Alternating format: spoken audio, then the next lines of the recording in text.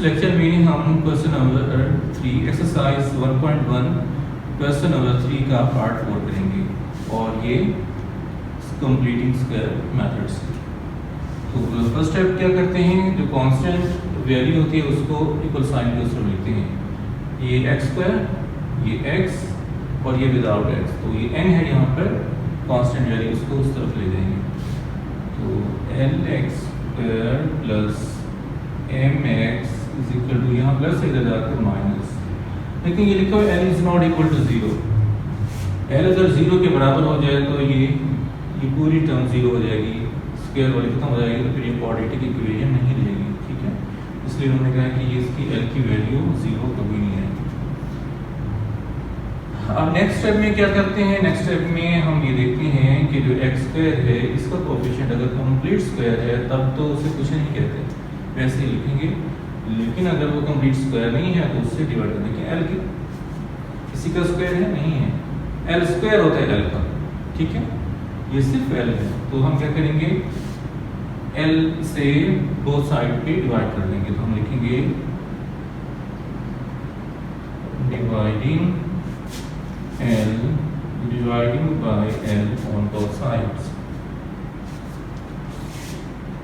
dividing by L on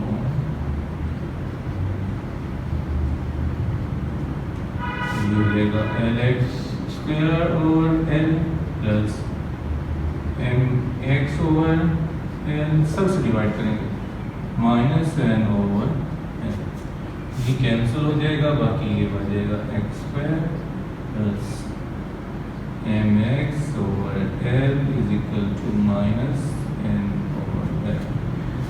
देखिए फिर मैं आपको बता रहा हूँ, वो बच्चे जिन्होंने प्रीवियस क्वेश्चन नहीं देखा उनके लिए, कि जब हम एक फॉर्मूला एक्सपेंड करते हैं तो उसके अंदर 3 टर्म्स होती हैं, लेकिन यहाँ पर 2 टर्म्स हैं। जैसे मैंने आपको पहले बताया था कि ए प्लस बी और square equal to A square plus 2ab plus B square, देखिए 3 टर्म्स 1 2 3, और जब ये क्लोज फॉर्म में हो तो उससे 2 टर्म्स होती हैं और उसके ऊपर स्क्वायर होता है। लेकिन ये क्लोज फॉर्म में नहीं है क्योंकि उसके ऊपर स्क्वायर नहीं है कंप्लीट के ऊपर, इसलिए ये एक्सपेंडेड फॉर्म है, ओपन फॉर्म है, इसलिए इसकी टर्म्स 2 है। थर्ड टर्म इसकी मिसिंग है, वो मैं नहीं पता, तो हम निकाल सकते हैं। कैसे निकाल सकते हैं, देखिए थर्ड टर्म यहाँ से निकाली जाती है हमेशा, ये 2ab से। 2ab से कैसे, क्या तरीका होता है निकालने का, उसका तरीका ये होता है कि 2 से आप डिवाइड कर दिया करें और ये फर्स्ट टर्म होती है ना उसको उससे भी डिवाइड कर लें, 2a से डिवाइड कर 2 से कैंसिल, बाकी ये बच जाएगा b। तो ये जो सेकेंड टर्म होती है b होती है। तो ये बहुत आसान तरीका है इसको फाइंड करने का। तो इसका मतलब यहाँ से भी हम निकाल सकते हैं इसको। इस तरह से हम लिखेंगे कि अब ये M X over L, M X over L, इसकी सेकेंड टर्म हमने निकालनी है। तो कैसे निकालेंगे, इसकी सेकेंड टर्म,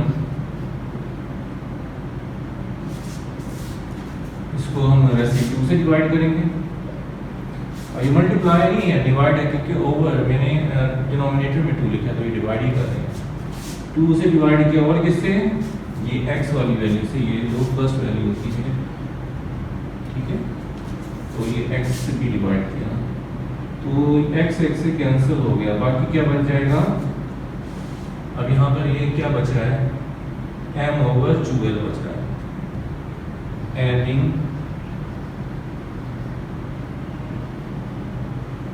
क्या ऐड करने करेंगे हम, m ओवर 2l और ये इसका स्क्वायर होगा, क्योंकि ये सेकंड 2ab वाली ये टर्म है हमारे पास, b स्क्वायर वाली टर्म नहीं है, तो b स्क्वायर वाली इसमें क्या होगा, m ओवर 2l। तो m ओवर 2l जो है वो दो साइड पे आपने ऐड करनी है, बोथ साइड।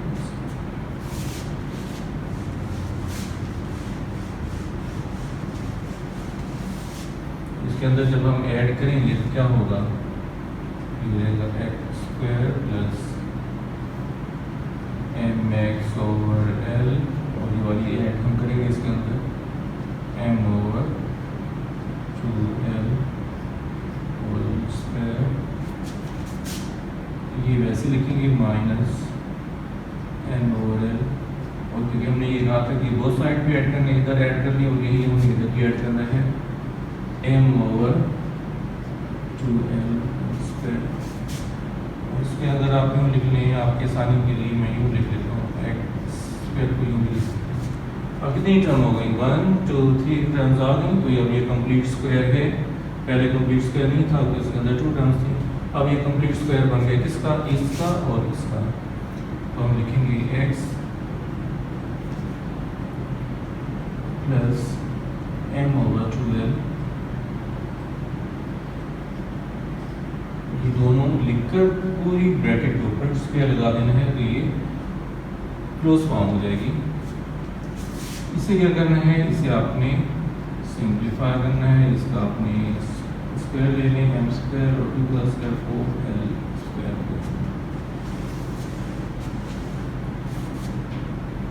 नेक्स्ट स्टेप में क्या करेंगे, नेक्स्ट स्टेप में पहले आप इसका एलसीएम ले लें, तो 4l स्क्वायर एलसीएम आ जाएगा, l को l पे इस पे डिवाइड करेंगे तो बाकी बच जाएगा 4l, 4l को माइनस n से मल्टीप्लाई करेंगे तो आएगा माइनस 4nl, ठीक है।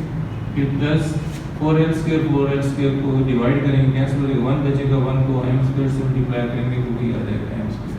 याद रखिएगा सिंपल कि 4l स्क्वायर है, उधर 4l स्क्वायर हो तो सिर्फ ये वाली वैल्यू लिख लिया करते हैं, क्योंकि ये इससे कैंसिल होकर 1 बाई 1 से मल्टीप्लाई करते हैं तो वही आ जाता है। तो इसे आप यूँ लिख सकते हैं, प्लस वाली टर्म पहले लिख लें, माइनस 4nl बाद में और 4l स्क्वायर लिख लें, और यहाँ भी आप ये वैसे लिख लें, ये वैसे लिख लें, इधर भी x प्लस m ओवर 2l। और नेक्स्ट स्टेप में क्या करेंगे, हमें x की वैल्यू चाहिए तो हम स्क्वायर रूट लेंगे ताकि ये स्क्वायर खत्म हो जाए, ये खत्म होगा तो फिर ये वैल्यू जाकर ऊपर चली जाएगी, सब्ट्रैक्ट हो जाएगी।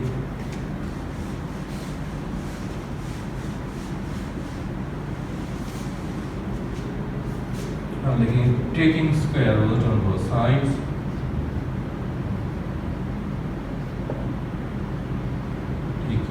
square root on both sides, x plus m over 2l whole square and square root is equal to m square minus 4nl over 4l square whole root plus minus, ये square root इससे cancel हो जाएगा, बाकी यहाँ पर बचेगा x plus m ओवर 2l और यहाँ पर प्लस माइनस, ये किसी का स्क्वायर नहीं है, ये ऊपर वाली वैसे आ जाएगी, m square minus 4nl square root, लेकिन ये 4 2 का है और l स्क्वायर l का है, ये इसका स्क्वायर रूट खत्म हो जाएगा, क्योंकि 4 का जो होता है और l स्क्वायर का स्क्वायर रूट सिर्फ l होता है। अब हम क्या करेंगे, अब हम ये करेंगे कि x की वैल्यू निकालनी है, तो m ओवर 2l उधर ले जाएंगे, यहाँ प्लस हो जाए, वहाँ जाकर माइनस होगा, x is equal to minus m ओवर 2l प्लस माइनस ये m square minus 4nl over 2l। ये अंडर रूट सिर्फ ऊपर तक रखना है आपने, ये नीचे नहीं लेकर आना, नीचे लेकर आएंगे उसका भी हो जाएगा, इस बात का बहुत ध्यान रखना है आपने। अब ये आगे भी सवाल हो सकता है, क्यों 2l एलसीएम है, 2l हम एलसीएम ले लेंगे तो यहाँ पर आएगा minus m plus minus m square minus 4nl। आगे सवाल नहीं हो सकता, इसलिए यहीं पर ख़त्म हो जाएगा, तो हम सोल्यूशन सेट इसका लिख लेंगे, solution set is equal to this,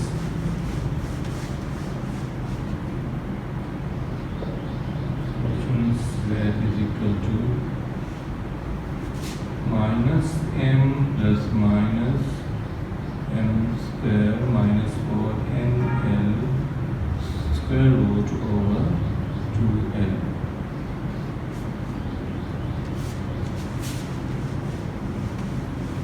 dear students, ये क्वेश्चन नंबर 3 का 4th पार्ट था। नेक्स्ट लेक्चर में हम क्वेश्चन नंबर 3 का 5th पार्ट करेंगे।